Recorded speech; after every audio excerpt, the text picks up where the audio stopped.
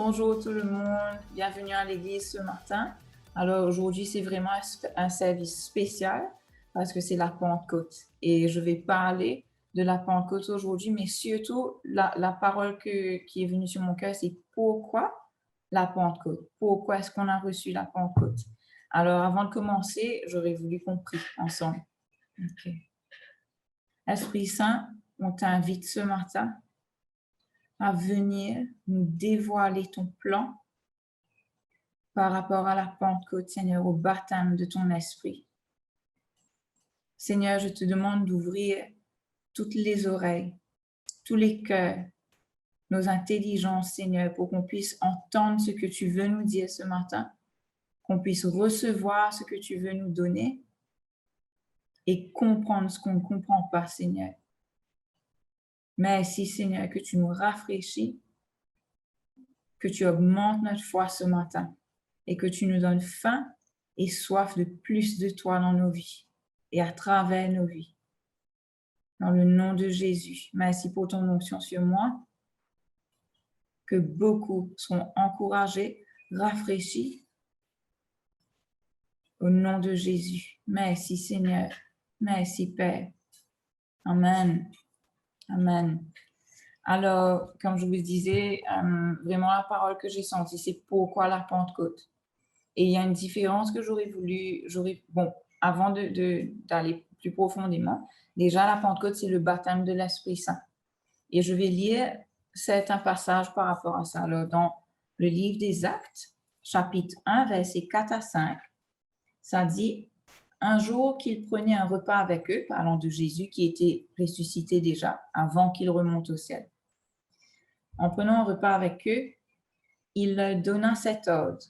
Ne vous éloignez pas de Jérusalem, mais attendez ce que le Père a promis, le don que je vous ai annoncé.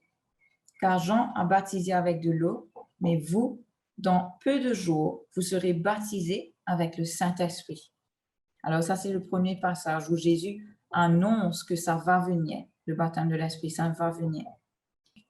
Et le prochain passage que j'aurais voulu qu'on lise, c'est dans Luc 24, verset 49. Et Jésus dit, « Quant à moi, j'enverrai bientôt sur vous ce que mon Père vous a promis. Vous donc, restez ici dans cette ville jusqu'à ce que vous soyez revêtus de la puissance d'en haut. » Et je veux qu'on prenne conscience de ce mot-là, qu'on soit revêtus de la puissance d'en haut. Je vais revenir dessus dans un moment. Et le dernier passage par rapport au baptême, là, c'est Acte 2, versets 1 à 4. Et ça, c'est vraiment le jour de la Pentecôte, quand ça s'est passé. Ça dit, quand le jour de la Pentecôte arriva, les croyants étaient réunis tous ensemble au même endroit. Tout à coup, un bruit vint du ciel, comme si un vent violent se mettait à souffler, et il remplit toute la maison où ils étaient assis. Ils virent alors apparaître des langues pareilles à des flammes de feu. Elles se séparèrent et elles se posèrent une à une sur chacun d'eux.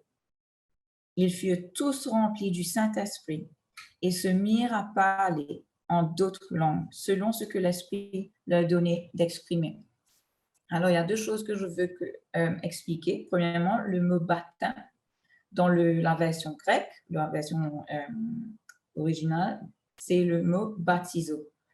Et ce que ça veut dire plonger, immerger, submerger. Vraiment, ça dit un navire qui a coulé. Purifier en plongeant, en submergeant ou laver. Alors déjà, ça nous montre que le mot baptême, ça veut dire être complètement recouvert de quelque chose. Et comme Jésus a dit, Jean baptisé de l'eau, mais là, on parle de la Pentecôte, c'est le baptême de l'Esprit Saint. Et je veux vous expliquer la différence entre quand on vient à Jésus, quand on croit en lui, l'Esprit Saint vient et il vient habiter dans nos cœurs. Ça se passe automatiquement. Comme on croit en Jésus, on déclare notre foi, l'Esprit Saint vient vivre en nous. Mais ça, ce n'est pas le baptême de l'Esprit Saint. Parce que Jésus a dit, quand vous allez croire en moi, ouvrir la porte, je viendrai manger avec vous, je viendrai dans vos vies.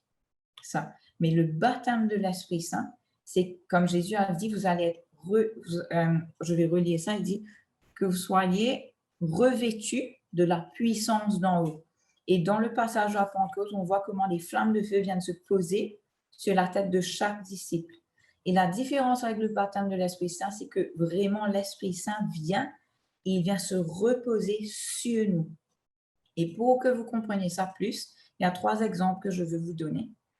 C'est, alors déjà le premier exemple, c'est quand Jésus, et il y a un passage dans les évangiles où ça parle de Jésus et la femme qui perdait du sang.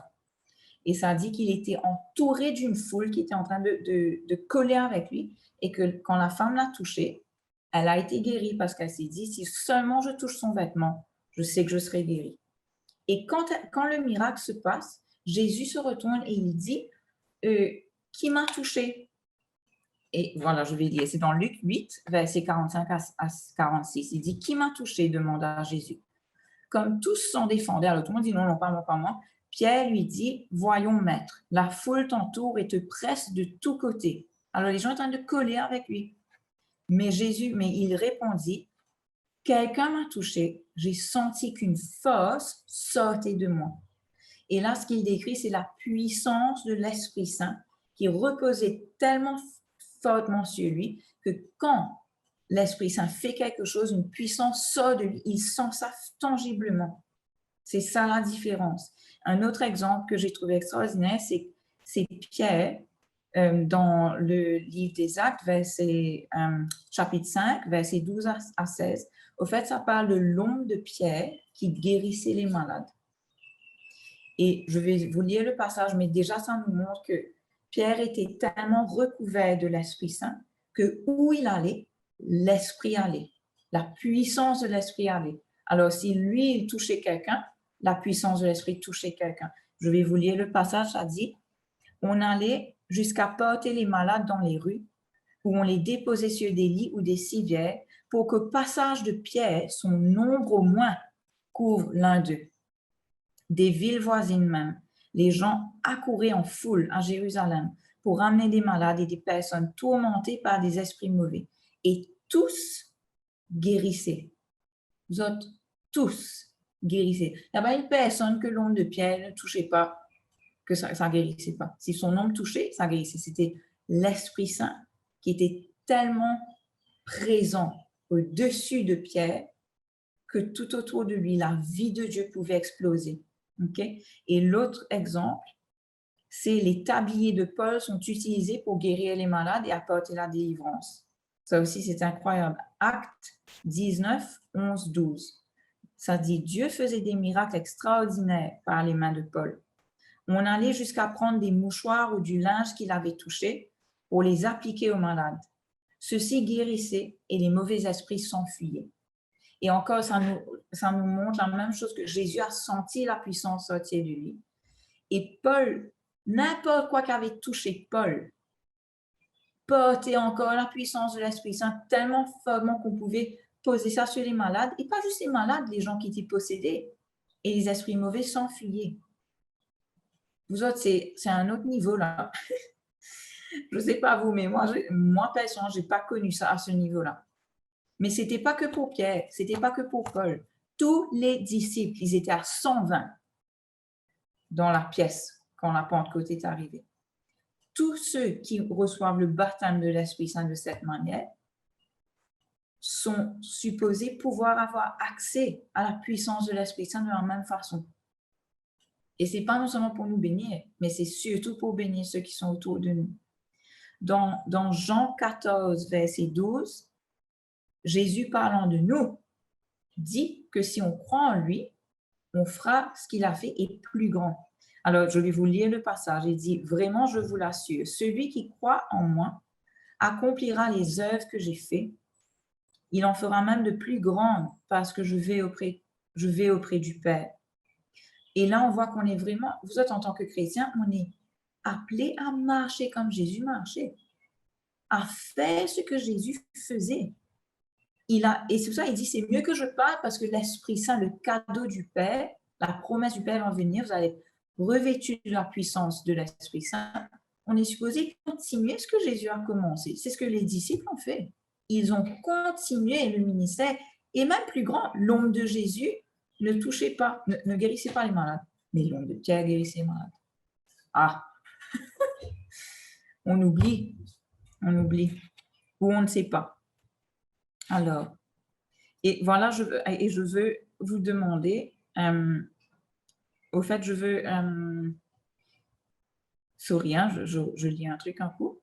Qu'est-ce que Jésus a fait? Alors oui, voilà, c'est ça ma question. En tant que chrétien, il faut qu'on réalise et qu'on se demande et qu'on pense à ça. Qu'est-ce que Jésus a fait? Il a dit, vous allez faire ce que j'ai fait et plus grand. Alors, vous savez, qu'est-ce que Jésus a fait? Voilà, j'ai écrit une liste. Oui, il a parlé et prêché aux gens, c'est sûr. Il parlait, il prêchait, il enseignait la parole de Dieu partout où il allait. OK? Et alors, il prêchait, mais également, il guérissait les malades. Il a guéri les malades. Il a ressuscité les morts. Il chassait les démons. Il a fait des miracles. Il a multiplié la nourriture pour nourrir ceux qui avaient faim. Vous autres, il aimait les gens. Il aimait les gens. Pas seulement en parole, mais en action. OK? Il nous a montré à quoi ressemblait l'amour du Père. Il a détruit les œuvres de l'ennemi et il est venu instaurer le royaume de Dieu. Et le royaume de Dieu, ça veut dire le règne du roi, le domaine du roi. Alors, où le royaume de Dieu est, le roi règne. OK? Et c'est ça qu'il est venu emmener, le règne du Père sur la terre. Et je pense qu'il faut vraiment que, en tant que chrétien, si on dit qu'on est chrétien, qu'on a la foi en Dieu, qu'on se pose la question, est-ce que, je vous pose une question là, et je me pose la même question. Est-ce qu'il y a quelqu'un parmi nous là qui regarde, qui peut dire, oui, je fais ce que Jésus faisait moi, et plus grand? Vous autres, si on ne peut pas dire ça, qu'est-ce qu'on est en train de faire? Qu'est-ce qu'on est en train de faire? On n'est pas devenu chrétien juste pour, ah, nous, on n'est pas dans la foi de Dieu, après on vit notre vie tranquillement, seul, on est en paix. Mais à ce moment-là, il nous aurait pris, on aurait été dans le ciel tout de suite. Comme on devient chrétien, boum, on part. Parce qu'on n'a rien à faire sur la terre.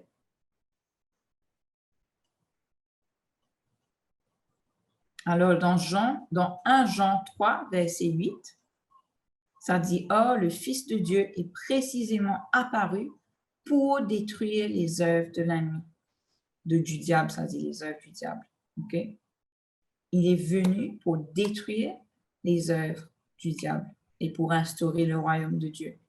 Et ce qu'il est venu faire, il nous a dit de continuer. OK? Et il y a un verset qui est très important et que je pense qu'on oublie en tant que chrétien, c'est la marque des chrétiens. C'est ce qui aurait dû nous marquer, vous autres. Dans Marc 16, 17, 18, Jésus dit, « Voici les signes miraculeux qui accompagneront ceux qui auront cru. En mon nom, ils chasseront des malades, des démons, ils parleront des langues étrangères, ils saisiront des serpents venimeux, et s'il leur arrive de boire un poison mortel, cela ne leur causera aucun mal. Ils imposeront les mains sur les malades et ceux-ci seront guéris. » Ça aurait dû être les fruits de nos vies, la marque de nos vies. Et dans la prière du Notre Père, Jésus dit que ton règne vienne, que ta volonté soit faite sur la terre comme au ciel. Vous autres, c'est ça notre mission. Et pensez, c'est ça la volonté du Père, d'amener ce qu'il y a dans le ciel sur la terre, que sa volonté soit faite ici comme là-bas. Vous êtes là-bas, est-ce que dans le ciel, est-ce qu'il y a la maladie? Est-ce que les gens sont malades au paradis? Est-ce qu'il y a la pauvreté? Est-ce qu'il y a l'obscurité? Est-ce qu'il y a la douleur, du tourment, les addictions, la mort? Si ce n'est pas dans le ciel, n'importe quoi qui n'est pas dans le ciel, ça veut dire que ce n'était pas ce que Dieu avait prévu pour nous depuis le début. Je veux vous penser à ça. Si ce n'est pas dans le ciel, c'est pas ce qu'il avait prévu pour nous depuis le début. Et ça m'a fait penser, j'ai senti ça sur le cœur, que dans la Genèse, au tout début, ça dit que quand Dieu avait fini de créer le monde, ça dit Dieu considéra tout ce qu'il avait créé, c'était très bon. C'était très bon. Vous autres, on n'a qu'à regarder le monde autour de nous et nos propres vies. Est-ce qu'on peut dire c'est très bon? Tout est bon? Non. Parce que le mal est rentré, l'homme a péché et c'est venu mettre du désordre dans ce que Dieu avait créé. Et c'est pour ça que Jésus est venu. Jésus est venu pour arranger les choses, pour revenir mettre la volonté de Dieu sur la terre. C'est son travail. Il nous a dit, c'est votre travail. Il ne nous a pas dit ça en nous laissant comme ça, mais nous, des pingos, on ne peut rien faire. Il nous a donné la même puissance qui lui avait été donnée. Tout ce que Jésus a fait, il a fait en tant que le Fils de l'homme, complètement submergé et soumis à l'Esprit à l'Esprit Saint, à l'Esprit de Dieu. Et c'est pour ça qu'il dit maintenant, vous pouvez faire pareil. Et c'est pour ça que Pierre pouvait faire pareil, Paul, et plein d'autres. Ça ne dit pas tous les noms. Ça dit que l'Esprit Saint faisait des prodiges et des miracles extraordinaires à travers les disciples.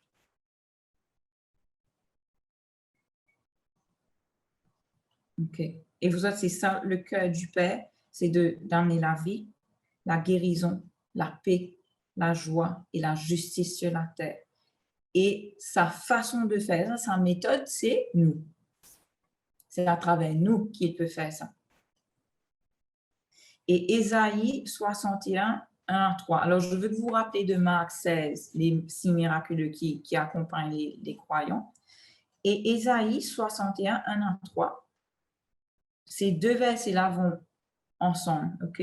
Ça dit, l'Esprit du Seigneur Dieu est sur moi. Et vous autres, je veux que quand je lis ça, vous pensez à vous-même. Je lis ça sur vous, là, pour vous, OK? L'Esprit du Seigneur Dieu est sur moi. Oui, il m'a consacré pour apporter une bonne nouvelle aux pauvres. Il m'a envoyé pour guérir ceux qui ont le cœur brisé, pour annoncer aux déportés, vous êtes libres. Et à ceux qui sont en prison, vous allez revoir la lumière du jour. Il m'a envoyé pour annoncer l'année où vous verrez la bonté du Seigneur. C'est le jour où notre Dieu se vengera de ses ennemis. Il m'a envoyé pour redonner de l'espoir à ceux qui sont en deuil. Ils sont en deuil à cause de Sion, mais je dois leur donner un beau turban pour remplacer la cendre sur leur tête. Je dois verser sur eux une huile parfumée qui marque la joie et non le deuil. Je dois leur mettre un vêtement de fête pour remplacer le découragement. Alors on les comparera à des arbres qui honorent Dieu, à une plantation qui montre la gloire du Seigneur. Et vous autres, ces deux versets-là, Marc 16, où Jésus dit les signes qui auraient dû accompagner les croyants, et ce que je viens de lire dans Ésaïe, c'est, comment je dis ça en français, c'est notre job description. Voilà le travail qui a été assigné aux chrétiens. Voilà qui aurait dû être notre priorité dans la vie. Et ça me rappelle quelque chose que j'ai entendu un de mes pasteurs préférés dire, Bill Johnson. Il disait que souvent les chrétiens viennent vers lui, et surtout les gens, ils vont dire, Bill, je ne sais pas si j'aurais dû étudier la médecine ou enseigner comment devenir un professeur. Il a dit, c'est pas grave, choisis un. Après, guérir les malades, chasser les démons, emmène le royaume. Et il dit non, quelqu'un d'autre dit, là, on ne sait pas, on va prendre la décision, est-ce qu'on bouge en New York, on reste en Californie. Il dit non, c'est pas grave. Choisis un, après guérir les malades, chasser les démons, tout dans la liste que Jésus a dit. Mais on est tellement focused sur fait les choses qui sont moins des priorités, moins importantes. Ça, c'est secondaire, ça, les autres trucs qu'on fait. Mais amener le royaume, c'est ça qu'on est appelé à faire. Et je suis certaine que c'est pour ça que beaucoup de chrétiens ne sont pas satisfaits dans leur vie. Parce qu'on n'est pas en train de marcher dans le plan que Dieu est venu accomplir pour nous. On n'est pas en train d'accomplir ce qu'il a préparé pour nous. On aurait dû être rempli, recouvert de l'Esprit Saint d'une façon tellement extraordinaire que c'est pour ça qu'on aurait dû être connus. Et souvent, les chrétiens, on est connus pour les choses qu'on ne fait pas. Ah non, les chrétiens ne font pas ça, eux. Ils ne vont pas aller sortir, ils ne vont pas aller boire. Les chrétiens ne font pas ça. Je ne dis pas que ça, c'est pas bon, mais on aurait dû être connus pour les actes extraordinaires que Dieu fait à travers nos vies. Les gens auraient dû venir vers nous. Ils sont malades. Ah, je vais l'emmener chez so and so parce que eux, ils sont chrétiens. Ils guérissent les malades. Ils chassent les démons. Ils relèvent les morts. C'est pour ça qu'on aurait dû être connus. Pas juste une liste de trucs qu'on fait pas et après notre vie est comme tout le monde. C'est vrai, vous autres. Et j'ai écrit là, au fait, la raison pour laquelle je crois qu'on ne vit pas comme ça, c'est que soit on oublie. On est tellement préoccupé avec nos vies, avec le monde autour de nous, on oublie. On oublie ce qui est écrit dans la Bible, ce que Jésus est venu faire, ce qu'il nous a dit de faire, on oublie. Ou on ne sait pas. Beaucoup de gens ne savent pas ça, vous autres. Vous autres, si on ne lit pas la Bible, on ne va pas savoir ce qu'on est appelé à faire. Ou on a peur. On a peur. Parce que ça, il y a un prix qui vient avec ça. Regardez Pierre, les gens venaient emmener leurs malades dans la rue pour que son nom les guérisse. Et c'est pour ça que la Bible dit, notre vie ne nous appartient plus, ça appartient au Christ. Imaginez si la puissance de l'Esprit Saint est aussi forte sur nous. On ne pourra plus vivre notre petite vie tranquille là, que nous. Parce qu'on est appelé à nourrir les gens. Et je vais dire quelque chose, mais je veux que vous vraiment vous entendez mon cœur parce que je ne dis pas ça pour critiquer l'Église dans aucune façon. J'aime l'Église. J'aime l'Église, j'aime l'Église, j'aime ce que l'Église fait. Mais vous êtes parfois, on est tellement occupé à diriger l'Église qu'on oublie d'être l'Église dans le monde. Tellement on est busy avec on fait ça, ce meeting-là. On oublie d'aller dans le monde, là où ils ont besoin de nous. Là où il y a l'obscurité, c'est là que la lumière brille le plus. Mais parfois, on reste une grosse lumière ensemble. Mais on a été fait des lumières pour aller dans l'obscurité, là où c'est le plus sombre, là où il y a le plus de morts, le plus de malades, le plus des gens qui sont complètement, comment je vais dire ça, où vraiment le mal a l'emprise sur leur vie. Ils ont besoin de délivrance. Mais le plan et la méthode de Dieu pour venir délivrer, pour venir nourrir, pour venir guérir et donner la vie, c'est nous. C'est nous. C'est son esprit à travers nous. Et je vous dis, je vous parle par expérience, il n'y a pas plus grande joie et satisfaction dans la vie que quand on se met à faire le travail de Dieu. Et quand on laisse l'Esprit Saint et sa vie couler à travers nos vies, qu'on devient des rivières. Pas des réservoirs, on est appelé à être des rivières. Vous autres, vous réalisez, la parole dit que la puissance que Dieu a utilisée pour relever Jésus de la mort habite en nous. Vous autres, qu'est-ce qu'on est en train de faire?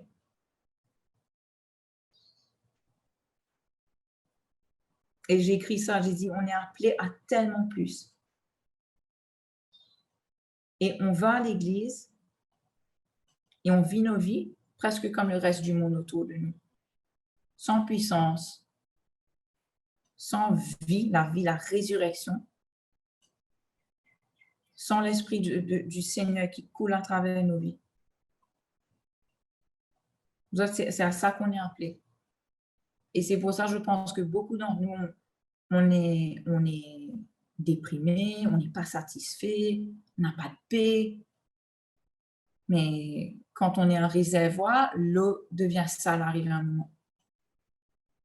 Mais quand on est une rivière, c'est de l'eau propre et de l'eau vivante qui coule à travers nous tous les jours. Et c'est vraiment mon cœur, ça fait des années que je cherche le Seigneur dedans. Je suis fatiguée d'aller à l'église sans puissance. Vous êtes le corps du Christ sur la terre. On est appelé à être ses mains et ses pieds et son cœur. Partout où on va, la vie de Dieu aurait dû exploser. Et je vous encourage, il ne faut pas avoir peur de step up, de sortir de notre zone de confort. Et je vous parle par expérience, en plusieurs fois, j'ai été vers les gens dans la rue, dans les magasins. Et croyez-moi, 9 fois sur 10, les gens veulent qu'on prie avec eux. Les gens ont faim. Les gens ont faim, ils sont fatigués. Ils ont besoin de la vraie vie. Et croyez-moi, même si on ne voit pas des miracles extraordinaires au tout début, et la foi, ça va venir, parce que si le Seigneur voit qu'on est fidèle avec sa présence qu'il nous a donnée, sa puissance, il va relâcher ses miracles. Mais en attendant, pour les fois qu'on ne voit pas de miracle, quand on va vers quelqu'un et qu'on dit est-ce qu'on peut prier avec eux, quand l'Esprit Saint met ça dans le cœur, ce qu'on fait, on crée une opportunité, un moment pour que les gens rencontrent leur Créateur. Et vous autres, l'Esprit Saint ne va pas rater une opportunité. Il a tellement envie de venir toucher les gens, que les gens le connaissent. Il veut se révéler aux gens.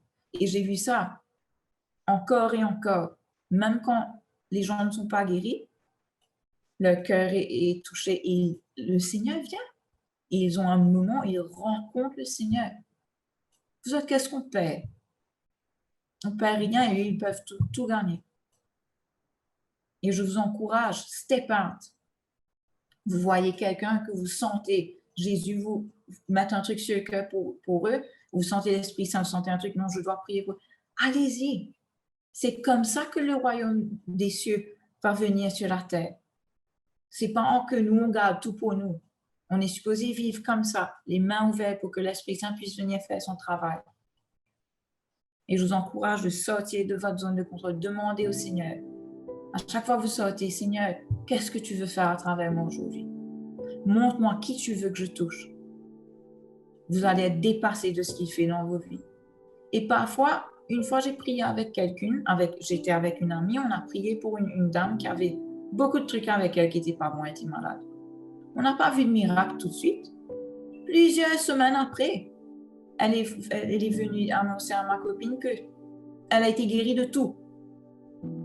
De tous ses problèmes. Vous autres, on ne sait pas ce que Dieu peut faire. Mais si on vit comme ça, il ne va rien faire. Il ne peut rien faire.